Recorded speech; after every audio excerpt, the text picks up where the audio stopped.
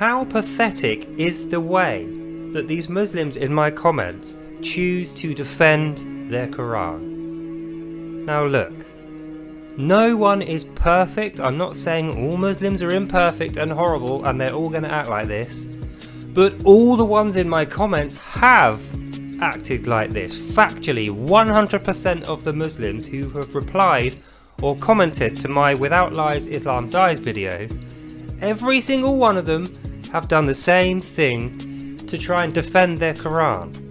And the tactic they use to defend their Quran, it's kind of like the tactics Allah uses to push his Quran in his own words, in his book. The first thing they do is lie, the second thing they do is threaten, and the third thing they do is curse. It's literally the same. I almost feel like these guys have zero faith in Allah, and the reason is because in his own words in his book, Allah has zero faith in himself. How do we know that he has no faith in himself? Because he's afraid of a challenge. He's terrified of doubt. He doesn't want you to question him or test him.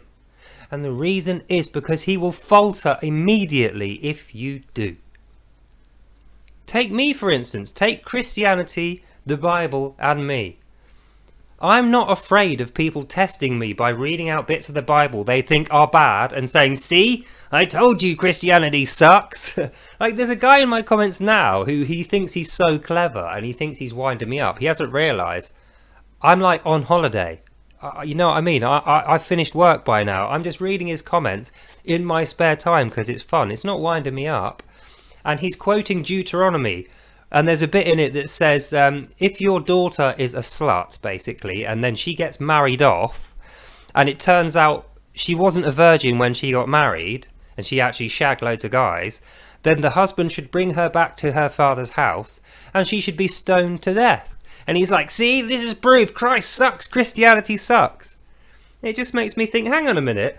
Why are we not talking about your Quran? Isn't that what you were saying in the start of your comments? You were saying the Quran is true and I am bad and wrong because I questioned the Quran. So I said, okay, what have I said that's not true? And you start quoting bits of the Bible. Now, correct me if I'm wrong. We were talking about your Quran. We weren't talking about the Bible.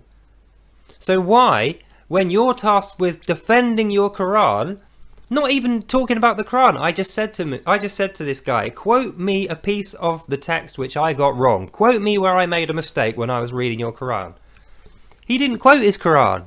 He started quoting my Bible. And the reason is he can't quote his Quran because he knows I didn't make any mistakes while I was reading it out. Even my interpretation of it, the things that I commented in addition to the text, was 100% accurate. So he can't go back there and have his Quran questioned, because if it's put on the table and we fairly debate the Quran, he will lose, and he knows that. So what does he do? He lies, he threatens, and he curses, exactly like Allah does. So in conclusion, ladies, gents and Pikachus, I want you to know this and really remember this. In Christianity and also in Judaism, even in the secular world in the West, the truth is a physical object. It's a real thing. The truth is a physical object to be picked up and tested so that you can understand and learn its boundaries, and then you can know that truth. And when you know a truth through and through, it goes in here. You can have faith in that truth. You know it. It will never change because it's truth. Truth is absolute. It does never change.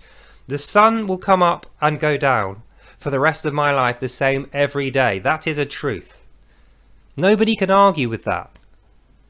But this guy, when I asked him, what is the truth of your Quran? Or rather, he questioned me. He said the truth that I said, the things I'm saying weren't the truth. When I said, okay, let's talk about the truth of your Quran, what does he do?